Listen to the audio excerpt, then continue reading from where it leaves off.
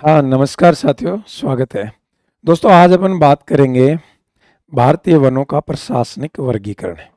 जो पिछली क्लास थी उसमें अपन ने बात किया था कि वृक्ष कैनोपी घनत्व के आधार पर भारतीय वनों का वर्गीकरण है। और हमने देखा था मेजरली 3 पार्ट्स में हमने उनको डिवाइड किया था।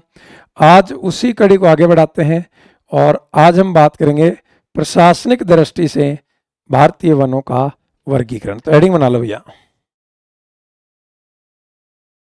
प्रशासनिक दृष्टि से भारतीय वनों का वर्गीकरण। अब सुनो, प्रशासनिक दृष्टि से भारत के वनों को कितने भागों में बांटा गया है। यदि आपसे इस तरीके से पूछता है तो आप क्या कहोगे? 3 भागों में बांटा गया। सबसे पहले आपको पार्ट कौन कौन से उनके पता होना चाहिए, ठीक है। तो 3 भाग कौन कौन से हैं? एक तो क्या कहोगे? आरक्षित वन, आरक्षित वन, ठीक है। नंबर 2 पे संरक्षित वन, ये रिजर्व फॉरेस्ट, ये प्रोटेक्टेड फॉरेस्ट। और नंबर 3 पे क्या कहोगे? अवर्गीकृत वन। इस तरह से आप देखोगे कि प्रशासनिक दृष्टि से 3 भागों में बांटते हैं। अब देखो, इन तीनों में डिफरेंस क्या होता है वो भी समझना बहुत जरूरी होता है। आरक्षित वन है, ये किसके नियंत्रण में होते हैं? नियंत्रण में किसके होते हैं? तो क्या कहोगे? सरकार के, यानी कि गवर्नमेंट के नियंत्रण में होते हैं, ठीक है। दूसरी बात, इन आरक्षित वनों में आम व्यक्ति का प्रवेश पर, आम व्यक्ति के प्रवेश पर क्या होता है?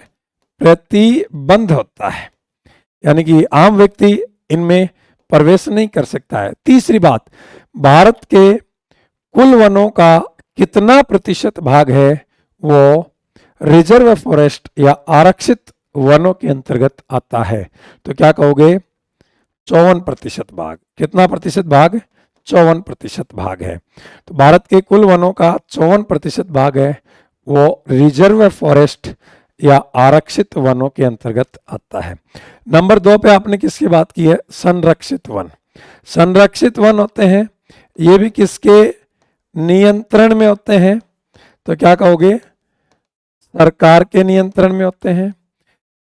इन वनों में आम व्यक्ति का प्रवेश सामान्यतः, इन वनों में जो लकड़ी काटना और पशु चारण के लिए या तो आपको अनुमति लेनी होती है या फिर सरकार है वो स्वयं ही इनको ठेके पर दे देती है। तो इन वनों में लकड़ी काटना प्लस में पशुचारण, इन दोनों पर क्या होता है? इनकी या तो आपको अनुमति लेनी होती है या फिर सरकार है वो स्वयं ठेके पर दे देती है। दूसरी समझने वाली बात यह है। और ये जो संरक्षित वन है, ये राजस्थान की कुल वन संपदा का भारत की कुल वन संपदा का कितना प्रतिशत भाग है? तो क्या कहोगे? 29% भाग है, ठीक है। लेकिन इनमें जो समझने वाली बात है कि जब वो आरक्षित वन हो, इनमें लकड़ी काटना, पशु चारण सब पर प्रतिबंध होता है, लेकिन इनमें आपको अनुमति लेनी होती है। ध्यान से सुनना, आरक्षित वनों में लकड़ी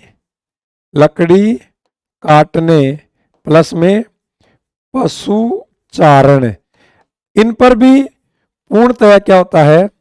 प्रतिबंध होता है भैया। क्या होता है? प्रतिबंध होता है। तीसरे कौन से हैं? तो क्या कहोगे? अवर्गीकृत वन। अवर्गीकृत वन है ये स्थानीय प्रशासन के नियंत्रण में होते हैं, स्थानीय प्रशासन के नियंत्रण में होते हैं, ठीक है। इन वनों में आम व्यक्ति का प्रवेश, लकड़ी काटना या पशु चारण, इस पर किसी तरह का कोई प्रतिबंध नहीं होता है। तो ध्यान रखना, इन वनों में लकड़ी काटने प्लस में पशु चारण प्लस में आम व्यक्ति का प्रवेश इस पर कोई प्रतिबंध नहीं होता। ठीक है, ये स्थानीय प्रशासन के नियंत्रण में होते हैं। और ये अपने भारत के कुल वनों का कितना प्रतिशत भाग है? 16% भाग है। कितना प्रतिशत है? 16%। तो ये एक छोटी सी खूबसूरत सी सूचना थी।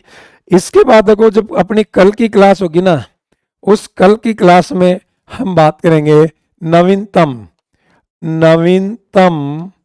वन रिपोर्ट को, वन रिपोर्ट। और ये बहुत इंपॉर्टेंट, यानी कि भारतीय वनों का सबसे जो इंपॉर्टेंट पार्ट होता है वो होता है वन रिपोर्ट।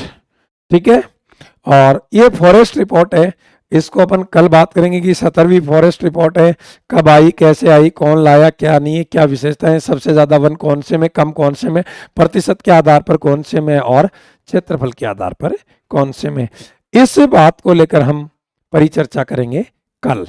तब तक के लिए सभी प्यारे विद्यार्थियों को नमस्कार, जय हिंद, जय भारत।